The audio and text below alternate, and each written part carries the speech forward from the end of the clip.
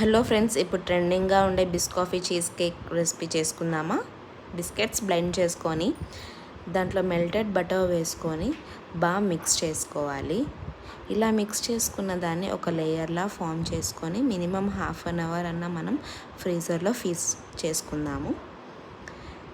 ఇప్పుడు ఫ్రీజర్లో పెట్టేసి మనం ఇప్పుడు క్రీమ్ ప్రిపేర్ చేసుకుందాము. పన్నీర్, ఫ్రెష్ క్రీమ్, ఇంకా మిల్క్ మేడ్ యాడ్ చేసుకోవాలి స్వీట్కి తగినంత. ఇప్పుడు ఇదంతా బాగా మనం బ్లెండ్ చేసుకోవాలి. ఇలా బ్లెండ్ అయిన దాన్ని ఇప్పుడు మనం ఫ్రీజ్ చేసుకున్న బౌల్లో వేసుకొని మినిమం 3 to 4 hours అన్న దీన్ని ఫ్రీజ్ చేసుకోవాలి. ఇప్పుడు దానిపైన టాప్ లేయర్ వచ్చేసి బిస్కెట్స్, మిల్క్ మేడ్ వేసుకొని బాగా బ్లెండ్ చేసుకోవాలి.